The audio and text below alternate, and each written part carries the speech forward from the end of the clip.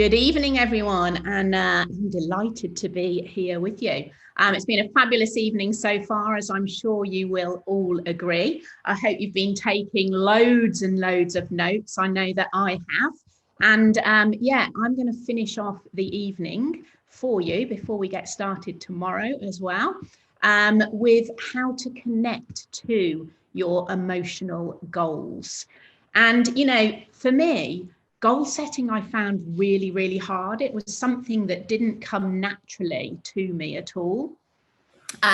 Oh, I don't know why my slides are flicking through like that. Hopefully they won't now. Yeah, goal setting didn't come naturally to me at all. So it's something that I really had to learn. And most people aren't used to setting goals at all. You know, when we're in the workplace, we're told what our bosses want us to achieve, but you know, we don't know how to set goals ourselves. You know, a lot of us might, you know, book a family holiday and plan that, but that's probably the most that most of us do. And the difference really between writing a goal down and actually achieving that goal is having the emotional connection, because it's the emotional connection that's going to give you the drive to succeed, which Claire was telling you a little bit about as well. And when you want something so much because you're so emotionally connected to it, you can feel it in your heart, it's in your thoughts, it's totally gets you on focus. Any challenges that come into your life or fears that come into your life will simply just disappear. For me, when I started with Forever, I hadn't been working for quite a few months. I'd been made redundant. I'd become a mum. So as Jane said, I had Will, who was 2, and Rosie, who was 5 months old. And because I'd been made redundant, I'd kind of lost a lot of my confidence. I'd never been a very confident person anyway. I was seriously shy, and I didn't have any belief in myself. And I actually joined Forever because I saw a way of earning just £200 a month that was going to make a difference coming into my family, because all I wanted was to be a mum at home. I was married to a teacher, so there wasn't loads of money for me to not work at all. So we were literally living hand to mouth. Any holiday we went on, it was because my in-laws paid for it. So literally every bit of money counted for us. Very quickly from getting started, I was earning that £200 a month. So it was just amazing. But then I kind of stagnated and I didn't push myself anymore because I didn't have a real why. And without that real why, you don't have the mental capacity to put activity into place. So if your business, you know, isn't going where you want it to, you really need to think, you know, why did you start? What made you actually start with this company, however long ago it was, and revisit those thoughts? Because Diana said, Jane said, Bob said, Claire said, we've got this amazing vehicle, but we have to drive it. And having our why is going to be the thing that drives it. I was making that £200 a month. I didn't realize I was worth more. I didn't think I was worth more until my little boy, Will, said to his teacher at nursery school that we were taking him to Disney. Lots of you will have heard this story before, but that was my first emotional connection. It was the first time I had really connected to a goal. And what happened was I looked at my little boy. I saw that excitement in his eyes saying, Mummy's going to take me. And there was no way I wasn't going to do that for Will. It made literally the hairs on my arms stand up. It was all I could think of. I finally did a dream book nearly 2 years later, 2 years of Jane and my mum saying, do a dream book. And suddenly everything clicked into place because I could feel it right here. Now, so that knowing your goal, a way to think of it is to think of your head, your heart, and your hand. So think to yourself with those goals that you're going to write down, what is it and why? So Claire went through this a little bit anyway, so I'm not going to go into it in too much detail, but why do you really want it?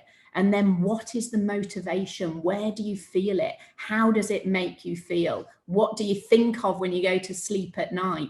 Because if it is truly in your heart, then the motivation to do the activity will make you show up every single day. And then you need to work out the skills that you need to achieve it. So if I think of the going to Disney, that was in my head.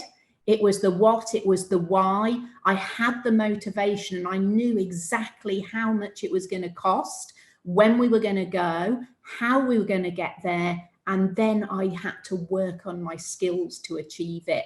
I knew I needed to start recruiting more because that was going to bring people into my business and help my income grow so that I could achieve it. Maybe your goals, is something small and it's to do with retail. Then how many products do you need to sell? Which products are you going to focus on? Do you need to get better product knowledge? Where are you going to get that from? So you're giving yourself the tools that you need to put that activity in place. For me, I knew I had to get up and present. I didn't speak at a business presentation for years. I used to rely on everyone else. So for me, I knew I needed to show up and learn to do that. So how I did it was listening to the business presentation, then starting doing just a testimonial, doing lots of practices on people until that confidence came within me to be able to do it myself. Now, back in 2012, I remember meeting up with Jane. She'll remember this like yesterday as well, I'm sure. And I was having this planning meeting with her. And I thought to myself, right, she's going to want to know my goals. And I had this massive list of goals of all these things that I thought she'd want to hear. So they were should goals, not emotional goals. They were things that I thought she would want me to say, things about on the marketing plan, about doing chairman's bonus, about doing global rally. And she just looked at me and she said, but Nat, where's the emotion? What do you really want? That's not what you want.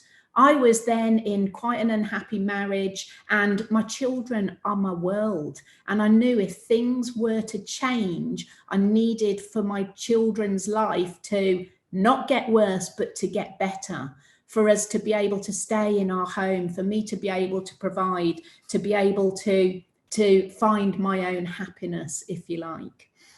So I knew that my real goal was actually I needed £4,000 a month.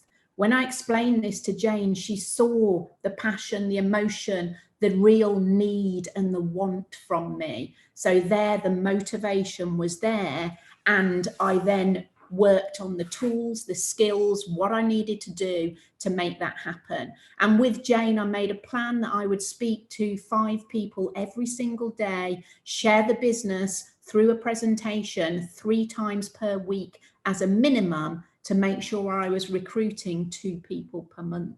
And by doing that, later that year, in the October, actually, this was early in the January, I hit that £4,000 a month. At the beginning, when we started in that planning meeting with Jane, I was earning about £600 a month. So it just shows the difference between having the should goal and the emotional connection and what you will do. So setting long-term goals, for me, it's funny yesterday when I was doing this, actually, it popped up on Facebook, my memories, and there it was in 2012, me being accountable, putting it out there on Facebook that my children were going to start private school. I never went to private school, but it was something we wanted for our children. And if I go back to what success is, it kind of helps you understand where my goals came from. You can see in that top photo there, it's me with my granddad and my uncle, my mum's only brother, who sadly passed away 9 years ago. But he was a bachelor for many years and he didn't get married till I was about 9. And he was very much someone that I looked up to. And when he did get married, so my cousins are quite a bit younger than me, I saw him living in a beautiful home. He always used to come round when I was younger and take me in his Porsche. And I can remember that feeling of success and looking at him with pride. And his children went to private school. And for me, that became my picture of success. And that was my long-term goal. I wanted that lifestyle because that for me was my uncle, who I looked up to so much, and what he had created. I saw him as a total successful man. And he was a businessman, he was inspirational. So that became part of my vision, if you like. And, you know, when I was setting these goals all those years ago, I couldn't afford private school. You know, I was earning about £800 a month at that point. So it wasn't something, but what I did was I went around those schools and I imagined my children in them. I went around the state school they should have gone to. In comparison, I couldn't even finish the tour. I was literally crying because I saw my kids in this private school. So I totally had that connection in my heart, which gave me the motivation to do it. I did end up changing my Citroen Picasso, which is where I started, an old battered Citroen Picasso, to a BMW 1 Series, then a Mercedes C-Class, then a Range Rover, and then I went and got my second car, which was my Porsche. And I can remember driving that car with so much pride, because for me, that was the moment I'd reached the success that I was looking for. I'm not materialistic. Cars aren't actually important to me. It's what that symbolized. I don't have it anymore because I then went and got pregnant and had Phoebe, and hey, what good is a Porsche with a pushchair? But who knows, it might come back one day. But I'd done that thing. This picture, you know, a picture says 1,000 words, and people have asked me so many times, you know, what it feels like to achieve a goal. And very quickly you learn, and I'm sure Jane will share this with you, actually achieving the goal feels insignificant in comparison to the journey of getting there, the person you become, the things that you learn, the values that you have, the motivation, the feelings that encompasses along that journey is just totally, totally incredible. And this picture was taken when I was receiving a chairman's bonus check. So my first check took me 5 years to do, didn't do it quickly at all, was about 2,000. I had another at 2,000, one at about 10,000, one at 45, and then this next one was 645,000. So there I was on the stage being presented with it, and I was in floods of tears. And that photo is so special to me because it symbolizes the emotion of hitting those long-term goals, of the blood, the sweat, the tears that went into them, and how worth it was, because for me, it was about showing my children that everything is possible if you were prepared to show up every day and have the courage to set the goals and be accountable in the first place. So some little tips, which I'm going to fly through with you, because again, Claire has covered some of this, is creating a timeline. It's best to work 5 years in advance and then draw them back to in 3 months' time. And then that 3 months goal, work out the activity that you need right now. What tools do you need? How do you need to better yourself to do it? And then go on to 12 months, 3 years, and 5 years. And really, you know, that 5-year goal is so, so important. And Dave O'Connor, I've worked with very closely. He's a mindset coach, and he really helped me with this. And he told me to write a vision of 5 years' time. So just spend some time doing this activity and write a day in your life 5 years from now. I did this. I read it every day. It was in the front of my diary, and I am truly living the life that I planned all those years ago. It literally, you know, gives me goosebumps to think about it. Spend the time to do the dream book. Again, 2 years it took me to do it. but it totally changes everything. And just like Jane said, she went through her old dream book. It's frightening when you go through it and you think, my word, I have done this. It has all happened, because you become accountable. You're putting it out there. It's just truly, truly fascinating to do and see. And, you know, this is something that I do with the children. I'd always dreamed of having 3 children, but as you know, I got divorced, Will and Rosie, and then, you know, at 40 years old, there came along Phoebe. It was part of my vision. I didn't know where she was coming from, but there she came. And of course, I've gone on and got married, and my family has got bigger with 2 beautiful stepdaughters as well. So your vision is really that preview of your future. And don't be scared to fail, because we're going to fail more times than we succeed.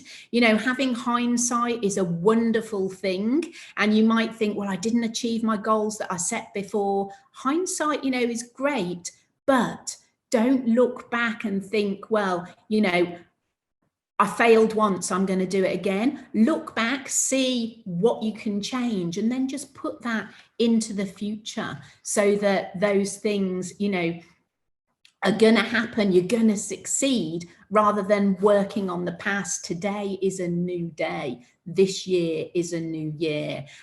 Think of Phoebe there learning to walk. If you've got children, you've seen them learning to crawl, learning to walk. They don't get up and fall down and think, I'm not going to bother walking, I'm going to crawl forever. They get up and they do it again. They smile and they do it again. So brush yourself off and know that failure is part of your journey. We're all going to have the fear of rejection. I mean, my word, that was probably my biggest fear, talking to people about this business. Why are they going to listen to me? But we've got to just get over it, because actually now my fear is not sharing this business with somebody that needs the help right now. So I know if I don't share it with them, it's 100% no. Whereas if I do, it's 50% yes. I don't want someone to say to me, Nat, I wish you'd shown me another way. So put that fear of rejection aside. And when you know your why, you will do whatever it takes to do it. So there are Will and Rosie, that why that started me in those early days. I just need to look at them and know that my reason for doing this is bigger than my fears that might want to stop me. So what is the reason that you have that is going to keep you stronger than your fears? Positive affirmations have always been amazing. For me, Jane will tell you, Bob will tell you, my fear of speaking was huge. I still have a massive fear of speaking. I still will write down exactly what I want to say because I have that fear. So what I do is positive affirmations. I'll say to myself, I'm going to be great. I'm going to be great. I'm going to be great.